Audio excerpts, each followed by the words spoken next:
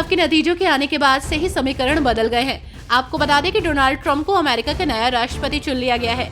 अगले साल 20 जनवरी को शपथ लेंगे वो, मगर इससे पहले वो अपनी टीम का गठन करने में जुटे हुए हैं। उन्होंने टीम में कई नए चेहरों को मौका दिया है। इसमें दिग्गज कारोबारी एलन मस्क से लेकर उद्यमी विवेक रामास्वामी और न्यूज एंकर पीट हैंगथा जैसे नए नाम शामिल हैं। जानकारी के मुताबिक डोनाल्ड ट्रंप की टीम में फॉक्स न्यूज के एंकर को जगह दी गई है। ट्रंप ने ऐलान किया है कि वो सेना के अनुभवी हैंगथा को रक्षा मंत्री बनाने जा रहे हैं। मॉरिशस के विपक्षी नेता नवीन रामगुलाम को मंगलवार को प्रधानमंत्री नियुक्त किया गया है। वो एक दशक बाद इस पद पर फिर लौटे हैं। सरकारी प्रशासक मॉरिशस ब्रॉडकास्टिंग कॉरपोरेशन के अनुसार रामगुलाम के गठबंधन अलायंस टू चेंजमेंट ने नेशनल असेंबली की 62 सीटों में से 60 सीटों पर भारी जीत हासिल की। चुनाव आयोग ने कहा कि रविवार को हुए मतदान में एडीसी को 62.6% वोट मिले, जिसके कारण वर्तमान पीएम प्रविंद जगन्नाथ को इस्तीफा देना पड़ा।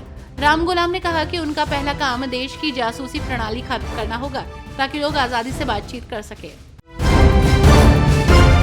इजराइल के प्रधानमंत्री बेंजामिन ने ईरानियों को दिए सीधे संदेश में कहा कि अयातुल्लाह अली खामनेई की सरकार इजराइल से ज्यादा अपने नागरिकों से डरती है। साथ ही उन्होंने आगे कहा कि मैं आपसे ये कहता हूँ, अपने सपनों को मरने मत दो। मुझे ये फुसफुसाहट सुनाई देती है। महिलाएं, जिंदगी की आजादी और उम्मीद मत हारो। आपको पता होना चाहिए कि इजराइल और दुनिया के देश आपके साथ हैं। अंतर्राष्ट्रीय वैज्ञानिकों के एक नए शोध के मुताबिक भारत का जीवाश्म ईंधन उत्सर्जन इस साल 4.6% बढ़ने का अनुमान है। चीन में 0.2% की मामूली वृद्धि हो सकती है। आपको बता दें कि हालिया शोध की रिपोर्ट अजरबैजान के बाकू में संयुक्त राष्ट्र के जलवायु सम्मेलन COP29 में प्रस्तुत की गई। इसमें बताया गया है कि जीवाश्म ईंधन से होने वाला वैश्विक कार्बन उत्सर्जन 37.4 अरब टन तक पहुंच सकता है, जो 2023 के स्तर से 0.8% की वृद्धि है। भारत ने संयुक्त राष्ट्र सुरक्षा परिषद में तत्काल सुधार का आह्वान करते हुए प्रतिनिधित्व और बदलाव की जरूरत पर जोर दिया। भारत ने सुरक्षा परिषद के मौजूदा ढांचे में मामूली फेरबदल की कोशिश के खिलाफ चेताते हुए कहा कि इससे स्थायी सदस्यता में विस्तार और एशिया, अफ्रीका और लैटिन अमेरिका के कम प्रतिनिधित्व पर ध्यान देने जैसे तत्वों को अनिश्चित काल के लिए स्थगित किया जा सकता है। भारत ने सुरक्षा परिषद में सुधार कर उसकी प्रामाणिकता बचाने पर जोर दिया। अपनी गतिविधियों को लेकर चर्चा में रहने वाला चीन एक बार फिर चर्चा में है। दरअसल चीन ने अपने सबसे बड़े एयर शो में 5वीं पीढ़ी का स्टेल्थ लड़ाकू विमान पेश किया, जिसने पूरी दुनिया का ध्यान अपनी ओर खींचा है।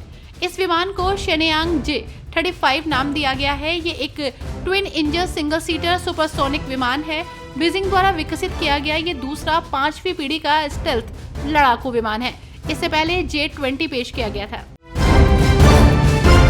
अंतर्राष्ट्रीय अंतरिक्ष स्टेशन पर मौजूद सुनीता विलियम्स ने अपनी सेहत को लेकर ताजा जानकारी दी है। उन्होंने बताया कि उनका वजन घटा नहीं है, बल्कि बढ़ गया है। उन्होंने बताया कि उनके शरीर में फ्लूइड शिफ्ट हुई है, यानी कि उनके शरीर में मौजूदा फ्लूइड समान रूप से शरीर में फैल चुकी है। अगले साल फरवरी में उनकी धरती पर वापसी की उम्मीद है। अमेरिका में गोपनीय दस्तावेजों के लीक होने का मामला लगातार चर्चाओं में बना है। दस्तावेजों को लीक करने की बात स्वीकार करने वाले अमेरिकी वायुसेना के एक जवान को 15 साल की जेल की सजा मिली। वहीं एक मीडिया रिपोर्ट के अनुसार वायुसेना के जवान टेक्सेरा ने सजा सुनाते हुए पहले अदालत से कहा कि मैं ये कहना चाहता हूँ कि मैंने जो भी नुकसान पहुंचाया है और जो मैंने किया है उसके लिए मुझे बहुत खेद है। मुझे नहीं लगता कि मैं सच में ये बता पाऊंगा कि मैं कितना दुखी हूँ। लुफ्थांसा एयरलाइंस की एक फ्लाइट को टर्बुलेंस का सामना करना पड़ा। इसमें 5 यात्री समेत कुल 11 लोग घायल हुए हैं। अटलांटिक के ऊपर अचानक विमान तेजी से हिलने डुलने लगा। लुफ्थांसा की ये फ्लाइट अर्जेंटीना की राजधानी ब्यूनस आयर्स से जर्मनी के फ्रैंकफर्ट जा रही थी। पिछले साल भी अमेरिका के टेक्सास से फ्रैंकफर्ट जा रही फ्लाइट को टर्बुलेंस का सामना करना पड़ा था। अमेरिका के नवनिर्वाचित राष्ट्रपति डोनाल्ड ट्रंप के दूसरे कार्यकाल में राष्ट्रीय सुरक्षा सलाहकार के रूप में नियुक्त हुए माइक वॉल्टर्स ने भारत अमेरिका को इस 21वीं सदी का सबसे महत्वपूर्ण और खास संबंध बताया है। उन्होंने कहा कि अमेरिका भारत संबंध 21वीं सदी की सबसे महत्वपूर्ण संबंध है और ये संबंध ये तय करेंगे कि ये सदी उजाले की सदी होगी या अंधेरे की सदी।